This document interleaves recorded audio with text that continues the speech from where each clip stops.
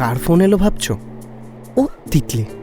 আমার জীবনে এত রোমাঞ্চ, জ্যোতিষশাস্ত্র, বৌদি পটানোর টোটকা, এই সকল কিছু অ্যাডজাস্ট করে নিয়ে যে আমার সাথে আছে। হ্যালো,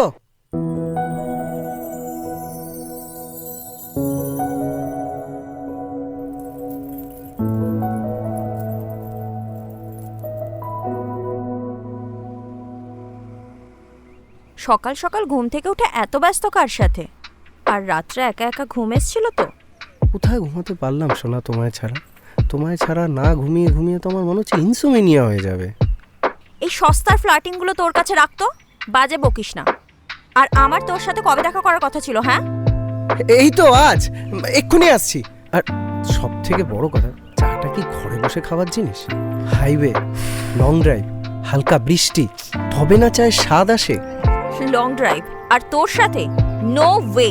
আগের বার আমাকে একা একা পায়ে হেঁটে বাড়ি ফিরতে হয়েছিল। এবার আর হবে না, তার আগেই আমি কোলে তুলে নেবো। দিলওয়ালে দুলহানিয়া লে যায়েঙ্গে। এই তুই ফোনটা রাখতো, আমি আর নিতে পারছি না। আর হ্যাঁ, আগের বারের মতো যেন বাড়ির সামনে এসে অসভ্যতামোটা না হয়, please. Hello hello hello hello.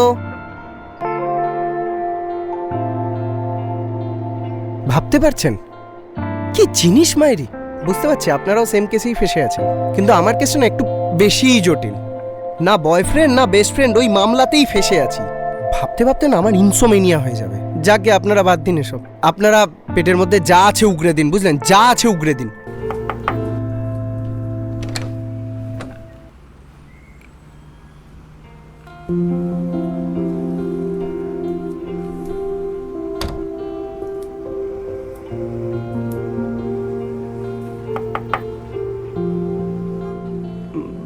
বলছি শোন না, আমাকে ক্ষমা করে দে। আর চল না, আজকে আমার সাথে বেরো না। আমার না আজকে সব মনের কথা আমি তোকে খুলে বলতে চাই। প্লিজ তাড়াতাড়ি রেডি হ।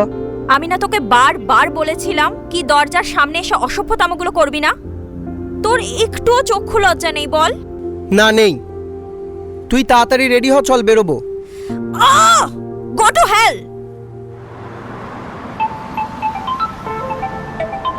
বাবা ফোন করছে।